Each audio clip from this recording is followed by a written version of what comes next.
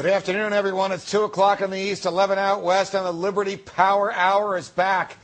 Welcome to a brand new episode of Freedom Watch, streaming live from the highly acclaimed Strategy Room on FoxNews.com. I'm Judge Andrew Napolitano. We'll discuss today the issues that profoundly affect your civil liberties, your personal liberties, your financial liberties, and your right to have a government that stays within the confines of the Constitution. We encourage you to take part in today's show. Send your tweets to Shelley Roche, who's seated right next to me. She's not by remote. She's right here today. We'll answer your questions throughout the show. Congressman Ron Paul may be with us. He was just called to vote. But Lew Rockwell, Thomas Woods, Dr. Rand Paul, Glenn the Wrestler Jacobs, Otto Guevara, Jason Talley, and Pete Eyre of the Motorhome Diaries will all join us. But right now, Lew Rockwell and Tom Woods join us from the Mises Institute in Auburn, Alabama, and we're hoping Congressman Paul will join us as well. Lew and Tom, welcome back to Freedom Watch. Judge, great to be with you as always. Thank you, Judge. Thank you, guys. Tom, let's start with you. Since last we met, the government has indicated that yet again it wants to give more powers to the Fed. This morning, there is a story on Bloomberg.com and also on the WallStreetJournal.com that the Congress wants to take some of the regulatory authority away from the SEC, regulatory authority it shouldn't have in the first place, and give it to, of all people, the Fed. Now, this raises a lot of implications. What are they? Well, to me, the most significant implication is what we've long suspected, which is that our political class is completely clueless. That they're chasing after symptoms instead of causes. And if anything, the thing that needs to be regulated is the Fed itself. I mean, the idea that this institution that is totally unaccountable, creating trillions of dollars, the Bloomberg financial network has to sue them for them to disclose any information. The idea that they would be competent regulators of genuinely private actors is absurd. In fact, to the contrary, the Fed under Alan Greenspan, it was understood by everybody. The Financial Times newspaper made clear that everybody knew that Alan Greenspan, if you got into big trouble as a major Wall Street actor, would eventually come riding to the rescue. Now, if he would stop doing that, then we'd get a lot more sane behavior on Wall Street. But it's the Fed that is the source, the ultimate source of all the moral hazard, because it creates the boom and bust cycle, and then when the bust comes, all the major players come asking the paper money producer, the Fed, to bail them out of the bust that they themselves created. It is a moral hazard with an exponent beside it. The idea that they should be regulators, especially when Ben Bernanke himself said that his own regulators had already looked into the mortgage market a couple years ago, and they found that it was stronger than ever. I mean, who in the world could trust these people to do anything? Well, that's the question. They obviously can't be trusted because it's a private bank with government powers. They obviously have a vested interest. How could a private bank, Lew, possibly regulate certain aspects of compliance with the Securities and Exchange Commission regulation for publicly traded corporation without having some kind of an inherent conflict of interest? Well, it's nothing but a giant sink of these conflicts of interest. And one of the ways we can look at this recent crisis or the results of the crisis is that sort of the worst people on Wall Street have been taking further power over the Treasury and over the Federal Reserve, and now, of course, and also within the Treasury-Fed struggle. And there are always these struggles in Washington that no one talks about. Right. CIA hates the FBI hates the CIA, the Treasury hates the Fed hates the Treasury, the Fed hates the SEC, the Fed wants all power. And, of course, as you point out, and Tom points out, this is secret, it's unaccountable, and but it's run by, I would say, it's run by the people who brought us this crisis, who brought on the artificial boom, and now this horrible recession or depression, which, despite all the business about green shoots and mustard seeds, is we're a long way from getting out of.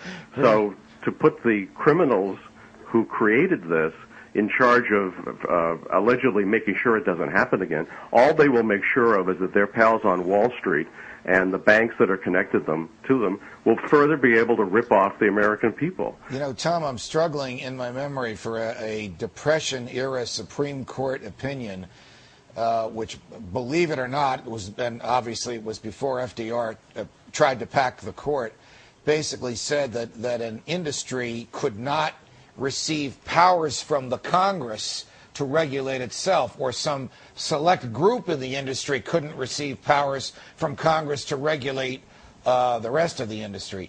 But this Fed is such a weird bird in our constitutional system. I would bet that most of Congress thinks it's part of the government. I know that most of the public thinks it's part of the government. But here you have a private bank, private bankers, basically the inheritors of the same class of people that brought us the Fed in 1913. Can you imagine what they could do to enrich themselves if they were the regulator of all publicly traded corporations?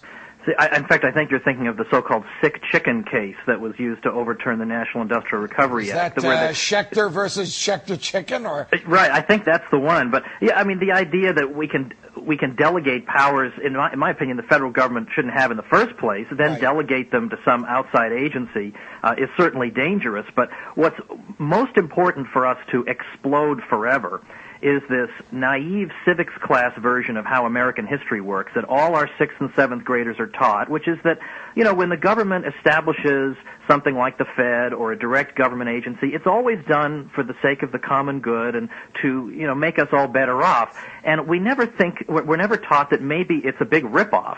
And, you know, Murray Rothbard, the late great economist, pointed out in a speech he gave in the 80s, he said, you know, if the steel industry wants higher tariffs, nobody sits back and says, you know, I bet the higher tariff decision by the federal government was a cool, calculated decision that was meant to improve the well-being of everybody. No, we all know that that's an industry decision, and they lobby for it, and they do it to enrich themselves. But as soon as you apply that analysis to the Fed or to any other agency and say, wait a minute, maybe there are private actors here who are doing this not for the common good, but heaven forbid, maybe they're actually doing it to benefit themselves. Well, you're not allowed to say that because these are all here for the common good.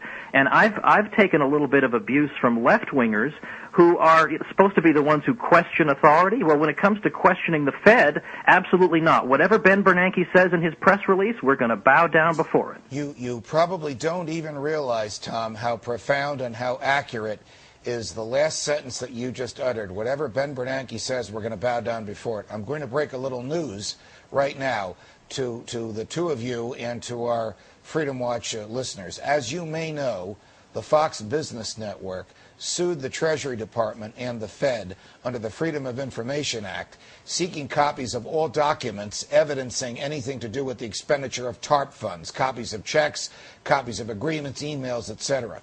The same federal judge that 2 months ago granted Fox summary judgment against the Treasury Department and ordered the Treasury Department to comply, and we believe it has, late last night threw out Fox's case, dismissed Fox's case against the Fed, saying, quote, I don't want blood on my hands, closed quote.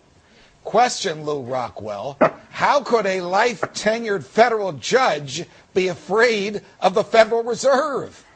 Well, the Federal Reserve is the central institution of evil in American society and in the American government. I mean, without the Federal Reserve and its ability to create money out of thin air by the trillions, as Tom points out, we couldn't have had the warfare state, the welfare state.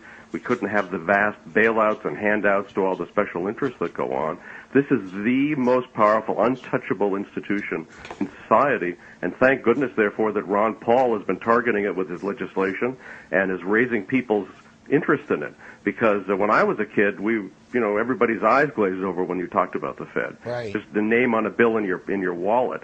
Now more and more Americans realize they are ripping us off. They're ripping us off by horrendous amounts.